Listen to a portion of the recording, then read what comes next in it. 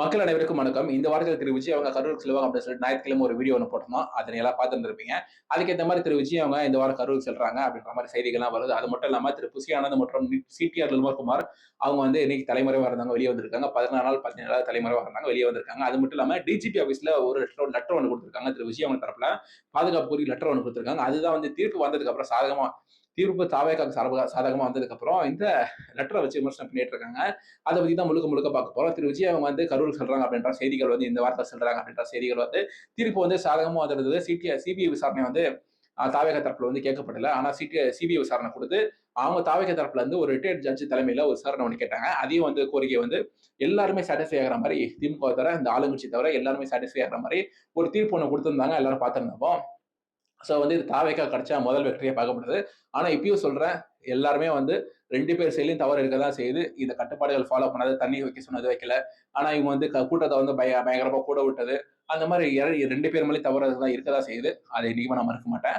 So அது எல்லாமே தவறுகள், உண்மையான தவறுகள். உண்மையாலுமே யார் காரணம் அப்படின்றது வெளியே வருதா அப்படின்றத நம்ம வெயிட் பண்ணி பார்ப்போம். சிபிஐ விசாரணை வந்திருக்கு. ஒரு 8ல இருந்து 10 மாசம், 1 வருஷம் கூட ஆகலாம். நான் வந்து இந்த காவல்துறையில இருக்கவங்ககிட்ட கேட்டதுல நான் என்ன சொல்றாங்க அப்படின்னா, சிபிஐ இன்வெஸ்டிகேஷன் போனா என்ன, காவல்துறையினா கிரவுண்ட் ஒர்க் பண்றவங்கல்ல, சைபர்ல ஒர்க் பண்ணுவாங்க. அவங்ககிட்ட கேட்டது, ரிட்டையர்டு போலீஸ் கிட்ட எல்லாம் கேட்டது என்ன சொல்றாங்க அப்படின்னா, இல்ல இந்த மாதிரி அரசியல் நல்லா தெரிஞ்சவங்ககிட்ட கேட்கறது என்ன சொல்றாங்கன்னா, இந்த லோக்கல் போலீஸ், கரூர் போலீஸ் எல்லா ஆவணங்களும் சிபிஐ கிட்ட கொடுக்கணும். அதுக்கப்புறம் தான் அவங்களோட இன்வெஸ்டிகேஷனை ஃபுல்லா பண்ண முடியும். அப்படி இருந்தாலும் சிபிஐ வந்து இங்க லோக்கல்ல இருக்கக்கூடிய போலீஸ் ஃபுல் சப்போர்ட் கொடுத்துதான் ஆகணும். ஸோ வந்து இந்த விசாரணை அப்படின்றது என்ன, எப்படி போகும், எப்படி என்ன வரும் அப்படின்றது எல்லாம் வெயிட் பண்ணி தான் பார்க்குறோம். இதுல வந்து நிறைய விமர்சனங்கள்லாம் வைக்கிறாங்க. இவங்க வந்து பிஜேபியோட கைப்ப செயல்படுது. இதுல ஒரு சின்ன விஷயத்த சொல்லிடுறேன். இன்னைக்கு பீகார்ல பாத்தீங்கன்னா லாலு பிரசாத் யாதவ் 2006-11 டயத்துல ஊழல் செஞ்சிருக்காரு அப்படின்னு சொல்லிட்டு இன்னைக்கு அவர் மேல குற்றப்பத்திரிகை தாக்கல் செய்திருக்காங்க. அடுத்த மாசம் பீகார் எலெக்ஷன் வருது. அங்க வந்து பாத்தீங்கன்னா இந்த ஊழல்ல எதிராக வந்து செய்யற நடவடிக்கைகள்ல அதே 2006-11 கேஸ்ல தான் வந்து 2011-15 கேஸ்ல தான் திரு செந்தில் பாலாஜி அவங்க என்ன செயல்பட்டிருந்தாங்க. அவரு மட்டும் தான் வந்து பயங்கரமா வந்து இந்த அரசாங்கம் வந்து மத்திய பாஜக அரசாங்கம் வந்து ஒரு நடவடிக்கைன்றது பெருசா எடுத்தாங்க அப்படின்றது தெரியுது. இந்த கேஸ் வந்து முடியறதுக்கு ஒரு 4-5 வருஷம் ஆகும் தெரிஞ்ச உடனே தான் அதுதான் பெயில் கொடுக்குறாங்க. எல்லாம் பார்த்துருப்பீங்க. அங்க வந்து நடவடிக்கை அப்படின்றது குற்றப்பத்திரிகை தாக்கல் பண்ணிட்டு அடுத்தடுத்த கட்டத்துக்கு போறாங்க.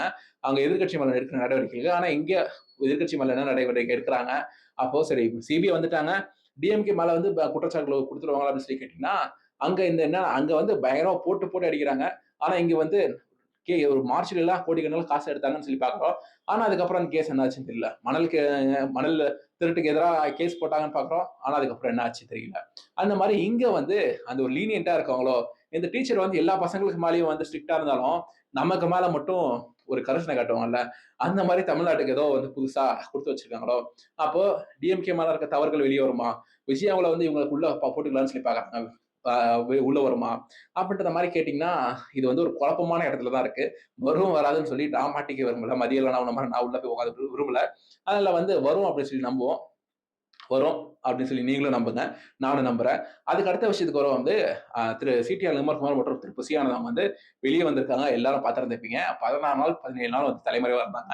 இதுக்கப்புறம் தலைமறைவா இருந்தீங்க அப்படின்ற கேள்வி வந்து திரு சிடிஆர் நிர்மல்குமார் வந்து நிறைய நேரம் பிரஸ் மீட் வச்சிருந்தாங்க, கேட்டுருப்பாங்க.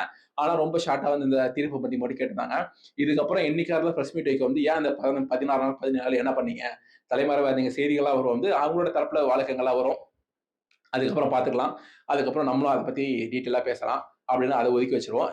இது டிஜிபி ஆஃபீஸ்ல திரு விஜய் அவங்க தரப்புல ஒரு லெட்டர் கொடுக்கப்பட்டிருக்கு. அது என்ன அப்படின்னு சொல்லி பார்க்க வந்து அதுல 5 அம்ச கோரிக்கைகள் வச்சிருக்காங்க. அதை கேட்டீங்கன்னா நீங்களே ஷாக் ஆயிடுவீங்க. நிறைய இடத்துல நீங்க ரீல்ஸ் பார்த்துட்டு இருக்கலாம். நானும் ஒரு வீடியோ போட்டிருந்தேன், திரும்பி அந்த விஷயங்களை சொல்றேன். என்னன்னா, திருச்சி ஏர்போர்ட்ல ஒரு ஃபுல் செக்யூரிட்டி எங்களுக்கு வேணும். எல்லாரும் திருச்சி கோயம்புத்தூர் ஏர்போர்ட்ல ஏற்கனவே அவர் போய் இறங்கினப்ப என்னென்ன ஆச்சு, அல்லல் ஏற்பட்டது அந்த ஏர்போர்ட் அப்படின்னு சொல்லி பார்த்திருந்தோம்.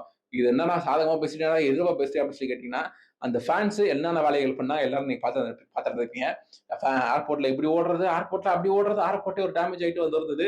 எல்லாரும் பார்த்துருப்பீங்க. அந்த ஏர்போர்ட்ல ஃபுல் செக்யூரிட்டி கேட்டிருந்தாங்க. அதை நான் வரவேற்கிறேன். திரு விஜய் அவங்க கேட்டது அதை நான் வரவேற்கிறேன். அப்புறம் என்ன கேட்டிருக்காரு அப்படின்னா, திருச்சி ஏர்போர்ட்ல வந்து அவர் கரூர் போற வரைக்கும் ஒரு ரிசப்ட் செக்யூரிட்டி மாதிரி 0 டாலரன்ஸ் டு ஒரு கிரௌட் அப்படின்னு சொல்லி கேட்டிருக்காரு. அந்த கிரௌடு வந்து வந்துடக்கூடாது அப்புறம் மாதிரி கேட்டிருக்காரு. கரூர்ல எல்லாரையும் ஒரு மண்டபத்தில் கூட்டிட்டு வந்து வச்சு அங்கதான் அந்த நிவாரணத்தை கொடுத்து ஆறுதல் சொல்ற மாதிரி திரு விஜய் அவங்க பிளான் பண்ணிருக்காங்க. அந்த கரூர் மண்டபத்துல மீடியாஸ் எல்லாம் உள்ள வந்துடக்கூடாது. அந்த கரூர் மண்டபத்திலயும் 0 டாலரன்ஸ் கிரௌட் உங்களுக்கு மேனேஜ்மெண்ட் வேணும் அப்புறம் மாதிரி சொல்லியிருக்காங்க.